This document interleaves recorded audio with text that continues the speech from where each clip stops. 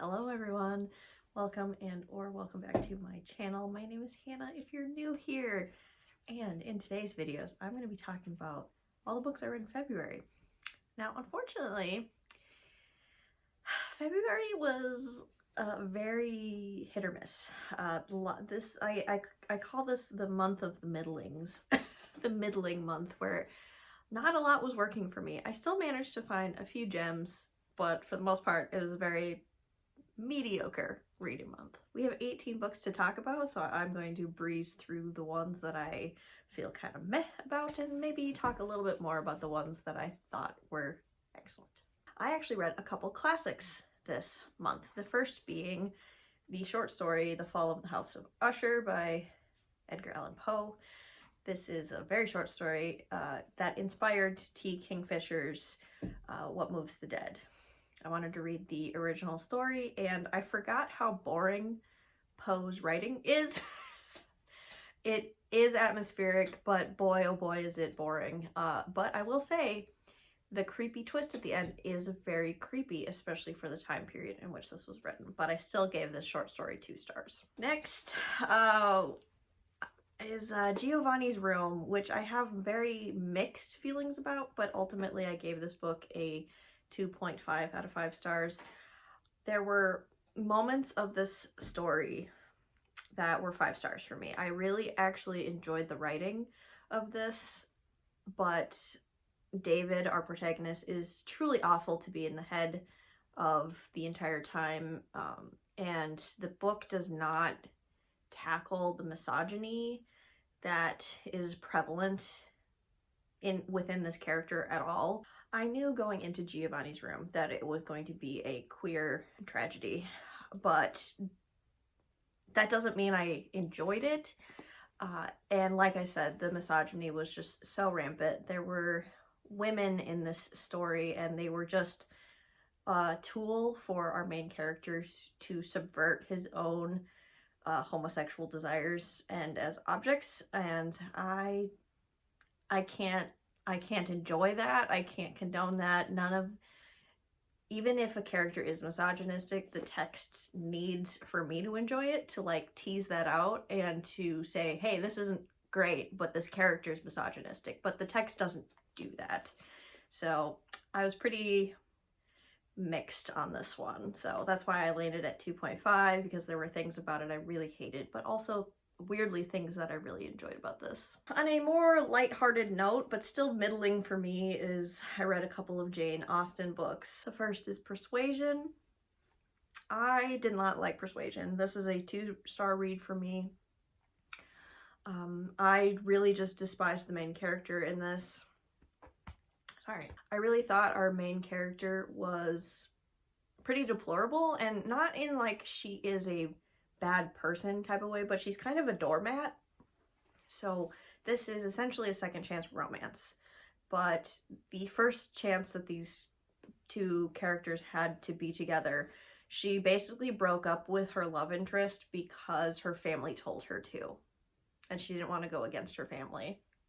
And I just like, I can't root for you as a character for being such a doormat. I just couldn't get behind them as a couple, so ultimately I did not enjoy this read. But I did read Sense and Sensibility by Jane Austen, and I actually really did enjoy this one.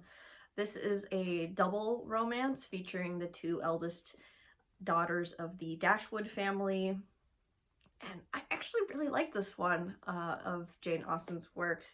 I thought the plot of this story had actually quite a few twists and turns and actually kept me on my toes, and by the end of my reading experience I had changed my mind about the characters as the characters had grown and changed, which is why Pride and Prejudice works so well, is because the characters go through such transformations and it changes the minds of the readers as well as the minds of the characters, and I think she does it again in Sense and Sensibility to great effect. So I really enjoyed Sense and Sensibility, and I gave it like 4 stars, but like 3.75 stars. Like, not as good as Pride and Prejudice in my opinion, but on the same level as I enjoyed Emma by Jane Austen. For nonfiction this month, I read The Wager by David Grann. David Grann is the author of Killers of the Flower Moon, and I was pretty disappointed in this, actually. And I know history is not always satisfying. I understand that, but ultimately I was hoping this story would be not only interesting but satisfying, and in the end it's like it has a very womp womp kind of flat ending to me. And obviously that's how the historical events ended, but as a narrative and as something to read and consume, I didn't enjoy much of my reading experience of this, even though there's like piracy and betrayal, and you'd think there'd be a lot of juiciness in here, and it's really not. So I gave this 2.5 stars. Nonfiction that I did enjoy for probably nostalgia reasons is David Suchet's memoir, Poirot and Me.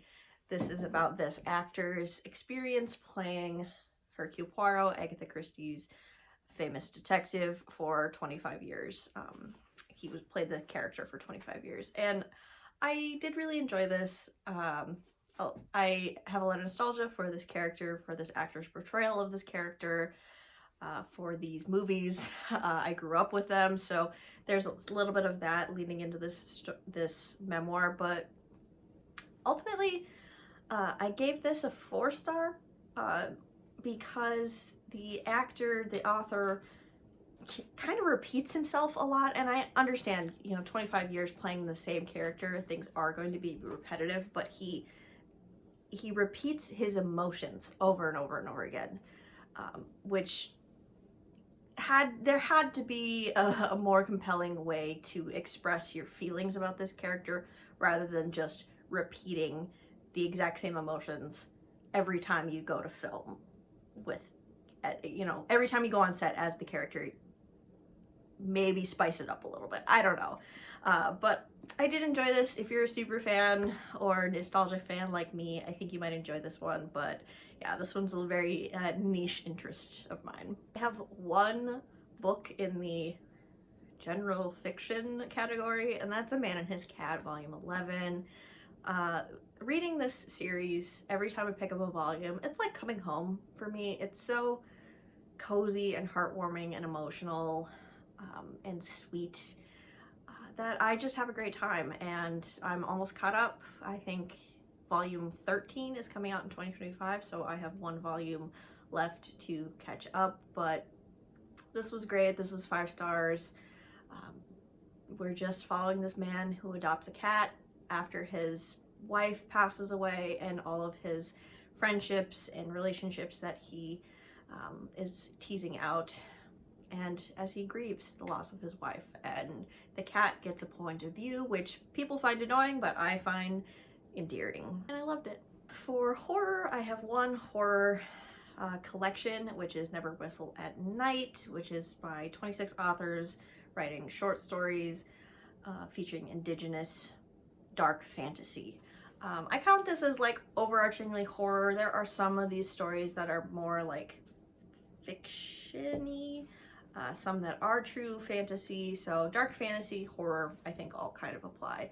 And unfortunately, this collection as a whole was like a 3-star reading experience. Not terrible, but there were more misses in this collection for me personally than hits. However, I will say the last 2 stories in this collection, one was called The Collection, were really freaky and really got me. And then there were like 3 or 4 short stories in the very beginning. So the bookends of this collection were really solid reads, but the most of the middle was very middling. So that's why it's a 3-star. I didn't love it, but I didn't hate it. More misses than hits. For fantasy, we have Grave Empire by Richard Swan. This was a pre-order for me. This is Richard Swan's newest book in the same world as the Justice of Kings or the Empire of the Wolf trilogy, but 200 years later. And I would say you don't have to read the Empire of the Wolf, but you should. And there's lots of like Easter eggs, historical Easter eggs in this work. And in this one, the tone and the vibe is very different from the Justice of Kings. There's still he's still playing with elements of like horror fantasy, so that tone is very similar, but we're following multiple points of view, which is different. We're following a soldier and we're following an ambassador to the mermen, as she is embarking on a bunch of side quests and then eventually to the mermen, and then a soldier on the frontier in a haunted fortress situation. And then we also get a third point of view who is an antagonistic character, so I don't want to spoil too much with him, but we have a multi-perspective, more epic fantasy feel, whereas the Empire of the Wolf trilogy is more specific, honed in on Conrad von Volt, and it's told through Helena's perspective, his clerk. So I found that that perspective was part of the reason I loved Empire of the Wolf so much, versus this new book, the vibe feels very different because of the multi-point of view. And ultimately, I didn't think he was doing anything with those perspectives that was particularly mind-blowing to me. Ultimately, I give this a 3.5 out of 5 stars, and I will continue, I think, but I was kind of left unsatisfied and a little disappointed. The entire 50% of this book, the middle chunk, I thought was so boring and so slow that, and I know everything in there was important and it was setting up that final 25%, but it could have been snappier, in my opinion. I really loved the beginning of this book and I loved the end of this book, but the middle chunk was a slog for me. So mixed feelings. I will continue. I want to see what happens. There's a romance in here, which I thought was a fun bonus, which I enjoyed, but ultimately, yeah, like a 3.5 out of 5 stars. I want to see what happens, but not my favorite from this author. I then read Even Though I Knew It, The End by C.L. Polk, which is a urban fantasy noir novella set in 1940s Chicago. Our main character is a warlock, meaning she sold her soul to a demon, and her time is running out, and she has to catch a serial killer. And yeah, so it's kind of murder mystery.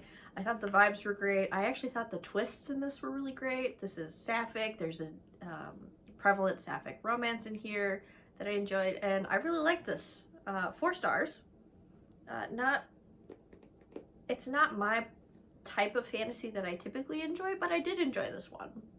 Then I read this duology, The Fireborn Blade and the Bloodless Princess by Charlotte Bond. The Fireborn Blade is the first one, and I gave that one 4 stars, and the Bloodless Princess 3.5 out of 5 stars. The Fireborn Blade is a quest-based story. Our main character, Madeleine, is a disgraced knight who, in order to restore her honor, has to go to a dragon's lair, slay a dragon, and retrieve the Fireborn Blade, which is a magic sword. And that story continues into the second novella. These are both novellas, and this is also sapphic. And ultimately, I did enjoy these two. I thought the Fireborn Blade was much stronger, in my opinion, but ultimately, I enjoyed this duology. I don't know if there's going to be more. It ends very in a satisfying way, so it could be over, but ultimately, I enjoyed it. For sci-fi, I know I'm still talking.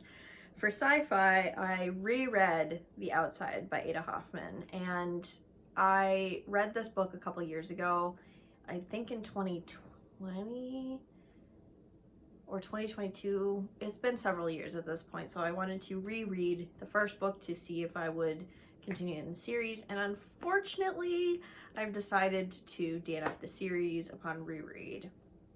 This is a very strange sci-fi about our autistic main character, who is a lead scientist, also sapphic, and she does a big oopsie and blows up a station accidentally and almost breaks the space-time continuum. And so this has elements of cosmic horror. There are AI gods and cyborg angels, and there's a lot of physics going on in here and a lot of concepts that are really mind-bending, hence the cosmic horror elements. And I enjoyed the first 50% of this book quite a bit, but the second half of this book started getting confusing, and I wasn't as invested in the plot and characters at that point. And I'd read it before, so I shouldn't have been confused, and yet I was. And so ultimately I left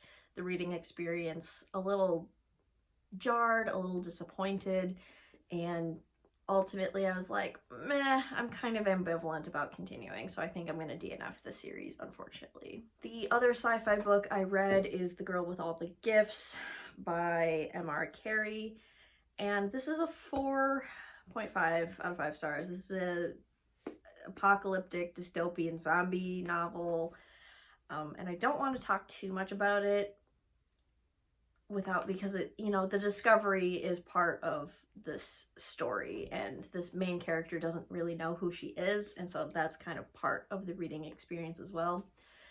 But this was heartbreaking. I left this reading experience feeling like I'd been hollowed out emotionally, so it was very, very tough and very sad, and so I really liked it, but this also had, so it was very interesting character-wise, but it also had a lot of like action-packed moments, and it was almost like a thriller in some ways, so it really like crossed a bunch of different types of genres in my opinion. And yeah, so this one kind of like confuses me a bit, but I did enjoy it. I did think this was worth the read, and and it was really sad. Like, if you want a sad book, if you want something sad, maybe pick this up. But yeah, I thought this book was pretty well done. The last category we're going to talk about is romance, because my favorite read of the month was a romance book. The first one we're going to talk about is The Honey Witch by Sydney J. Shields. This is a sapphic, cozy fantasy romance, and I didn't think the cozy, the fantasy, nor the romantic elements worked in this book. So I gave it 2 stars. I don't really want to talk about it anymore. It just really didn't work for me. I then finished Hather and the Prince by J.J. McAvoy. And this was a 2.5 out of 5 stars, and this was a situation where it was like, it's me, not you kind of thing, because this is like an enemies to lovers historical romance featuring a Black protagonist, and so all of the elements were there.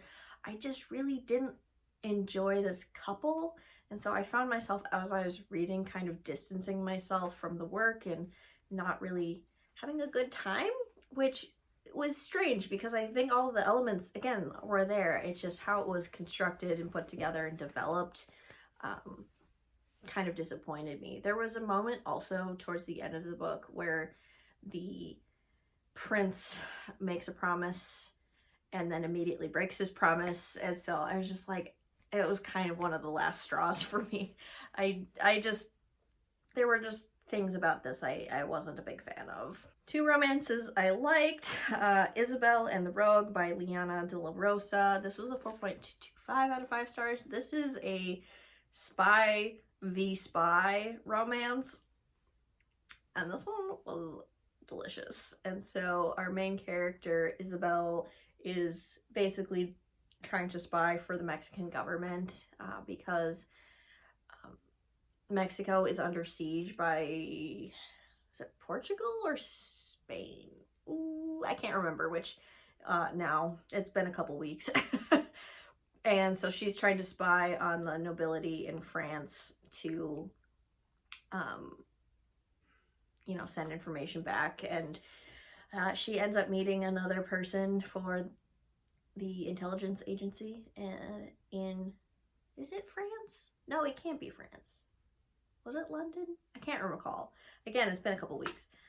And he's a really hot guy. And the two of them form a romance. And so the plot outside of the romance is kind of what sold me on this. The spying, the working together, the working separately, the push and pull really worked for me with this couple. And so yeah, I give this one 4.25 out of 5 stars. This one was really good, worth the read. My favorite read of the month was Role Playing by Kathy Yardley.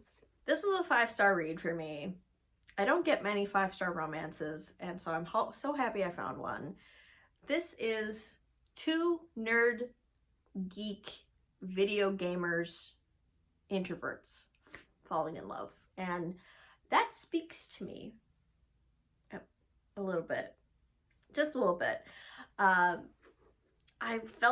just felt so seen reading this in a lot of ways. Like, and there were so many things about this that was so different from my love story with my partner, my husband. But at the same time, the sentiment was there, the feelings were there, the video game, the shop talk, you know, about video games was all there. And so I was just smiling the whole time reading this. I got the butterflies. I loved that these characters were in their late 40s and 50s. And the guy ends up kind of realizing that he is demisexual and bisexual. Well, he's known he's bisexual for a long time, but he also kind of puts a label on his demisexuality, which I thought was fabulous. And I highly recommend this one. This was so cute, so fun. There's some interesting, and each character has character growth outside of the relationship that they have to go through with like their family members. And this was a great romance for me. I really loved it. Those were the 18 books I read in February. One of my goals this year was to read less, and here I am reading even more than I ever have before. But I would love to know, what's your favorite read of February that you read, and what are you planning on reading in March? I would love to know in the comments down below. Thank you so much for watching, and I will see you in another video of mine very soon. Bye!